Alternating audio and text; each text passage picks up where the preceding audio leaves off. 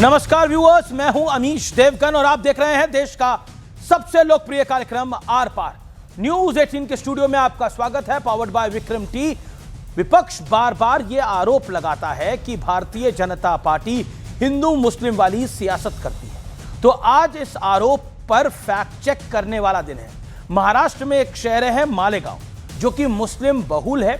यहां समाजवादी पार्टी की deputy mayor निहाल अहमद अपने चैम्बर में पूरे सम्मान के साथ टीपू सुल्तान की तस्वीर लगा दी है। इसे लेकर भारी विवाद हुआ और जब इस विवाद पर महाराष्ट्र कांग्रेस अध्यक्ष हर्षवर्धन सपकाल ने सवाल पूछा गया तो उन्होंने टीपू सुल्तान को छत्रपति शिवाजी के बराबर करार दे दिया। इसके बाद ओवैसी से लेकर कांग्रेस और समाजवादी पार्टी के बड़े नेता अबू आसिम आजमी तक सब एक दूसरे का समर्थन करते हुए मैदान में कूद पड़े और टीपू सुल्तान को महान बताने की एक होड़ सी शुरू हो गई। इसके बाद बीजेपी ने कहा कि विपक्ष तुष्टीकरण के लिए किसी भी हद तक गिरने के लिए तैयार है। लेकिन हैरानी की बात तो यह है कि ओवैसी से लेकर कांग्रेस और समाजवादी पार्टी के तमाम बड़े नेता राष्ट्रगीत वंदे मातरम को लेकर तरह तरह के सवाल उठाते हैं, लेकिन टीपू सुल्तान के गुणगान में कोई कोर कसर नहीं छोड़ते हैं। तो आज इसी मुद्दे पर होगी देश की सबसे बड़ी राजनीतिक बहस। राष्ट्रगीत से किनारा यानी वंदे मातरम से किनारा और टीपू लगे प्यारा।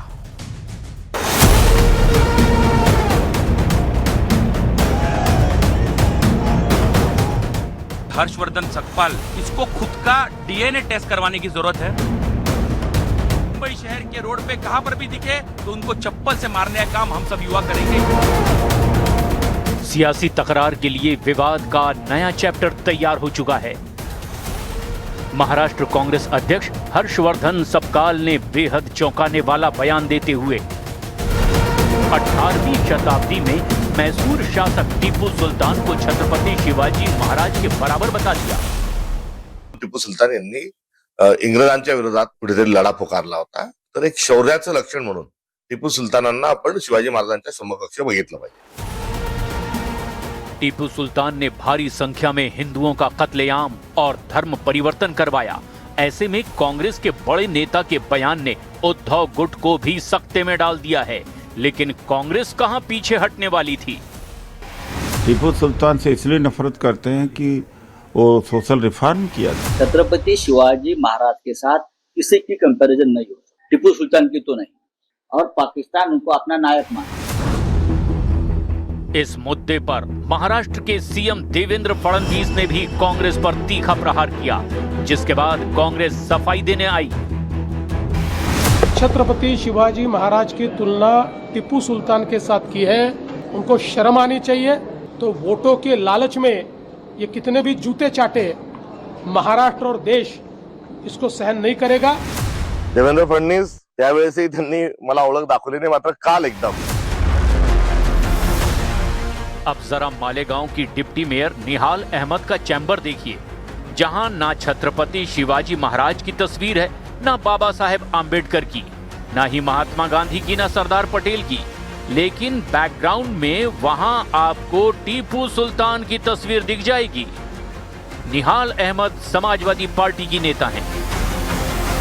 अगर देश के वो लोग जिन्होंने आजादी की लड़ाई में काम किया, अगर उनका कोई नाम लेता है तो मतलब इस तरह के इशू बनने नहीं चाहिए। समाजवादी पार्टी तो कांग्रेस के समर्थन में थी ही। हैरानी की बात यह है कि कांग्रेस के समर्थन में ओवैसी भी मैदान में कूद पड़े। अंग्रेजों से लड़कर टीपू की शहादत हुई, जेल में बैठकर टीपू तुम्हारे वीर की तरह 6 लव लेटर नहीं लिखा अंग्रेजों को। टीपू की लाश के पास से, उसके पास से अंगूठी निकली सोने की, उस पे क्या लिखा हुआ था, राम। हालांकि विवाद बढ़ा तो मालेगांव की डिप्टी मेयर निहाल अहमद के चैम्बर से टीपू सुल्तान की तस्वीर हटा दी गई। अब जरा टीपू की तारीफ करने वाली ब्रिगेड का राष्ट्रगीत पर विचार भी जान लीजिए। सबका अपना अपना मजहब है, सबका अपना अपना धर्म है, लोग अपने धर्म पे चलते हैं। वंदे मातरम राष्ट्रीय गीत है, उसके अंदर जो पढ़ा जाता है वो मेरे दीन के मुताबिक नहीं है, तो मैं नहीं करूंगा। नेशनल सॉन्ग है, मानते हो उसको, मगर मेरी फ्रीडम ऑफ रिलीजन का क्या होगा फिर? वंदे मातरम का जो विरोध करेगा वो वहीं जाए जहां पर उसको ये विरोध के स्वर दिखाई देते हों। हिंदुस्तान की धरती पे तो नहीं उसको रहने का कोई अधिकार मिलना चाहिए। कम से कम वो अपने लोगों से तो पूछ लेते थे कि जो अनरजिस्टर्ड उनके संगी साथी रहे हैं लोग, उन्होंने कब वंदे मातरम गाया था। तो आज इसी पर होगी देश की सबसे बड़ी पॉलिटिकल डिबेट। और अब वक्त है आर पार के सुप्रसिद्ध विश्लेषण का। ये नजर डाल लेते हैं टीपू प्रेमी ब्रिगेड को एक्सपोज करने वाला विश्लेषण। फैक्ट नंबर 1, टीपू सुल्तान को दक्षिण का औरंगजेब कहा जाता है, जिसने लाखों लोगों का धर्मांतरण कराया। फैक्ट नंबर 2, टीपू सुल्तान ने भारी संख्या में मंदिरों को गिराया और हिंदुओं का कत्लेआम करवाया। यह करा टीपू सुल्तान ने। फैक्ट नंबर 3, जो कि बहुत महत्वपूर्ण है, मार्क विलियम्स और विलियम लोगन जैसे ब्रिटिश इतिहासकार ने टीपू सुल्तान को हिंदू विरोधी बताया है। टीपू हिंदुओं को काफिर कहता था और हरियेश्वर और वरास्वामी समेत कई मंदिर उसने तोड़े हैं। फैक्ट नंबर 4, 22 मार्च 1788 को टीपू सुल्तान का सेनापति अब्दुल कादिर को पत्र 12,000 से अधिक हिंदुओं को इस्लाम में परिवर्तित किया जाए। फैक्ट नंबर 5, 21 दिसंबर 1788 टीपू सुल्तान का शेख कुतुब को पत्र 242 नायरों को कैदी बनाकर भेजा जा रहा है, उन्हें इस्लाम में परिवर्तित कराएं, फिर पुरुषों और महिलाओं को कपड़े दें। यानी बिना कपड़ों के थे वो लोग। आइए बढ़ता हूं आगे। फैक्ट नंबर 6, 18 जनवरी 1790 टीपू सुल्तान का सैयद अब्दुल दुलाई को पत्र, कालीकट के लगभग सभी हिंदू इस्लाम में परिवर्तित हो चुके हैं, जो बचे हैं उनका भी धर्मांतरण करवा दूंगा, मैं इसे जिहाद मानता हूं। यह था टीपू सुल्तान। यह 18 जनवरी 1790 का मैं इंसिडेंट बता रहा हूं।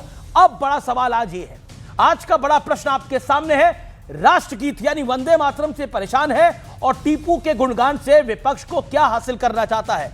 सोचिए, इस देश की धरोहर वंदे मातरम, वो तो दीन में शामिल नहीं है इन लोगों के, और टीपू सुल्तान जो कि कन्वर्जन करा रहा था, जो मंदिर तोड़ रहा था, हिंदुओं का कत्लेआम करा रहा था, उसको बादशाह बनाने में तैयार है। मेरे साथ बातचीत करने के लिए कौन कौन जुड़ा, ये परिचय करा देते हैं। प्रोफेसर संगीत रागी मेरे साथ हैं, मेरे साथ डॉक्टर सुधांशु त्रिवेदी हैं, भारतीय जनता पार्टी के मेंबर ऑफ पार्लियामेंट, मेरे साथ आनंद दुबे हैं, शिवसेना उबाटा के, मेरे साथ फराज किदवई साहब हैं, प्रवक्ता समाजवादी पार्टी के, मेरे साथ वारिस पठान हैं, प्रवक्ता AIMM के। आप तमाम लोगों का स्वागत है।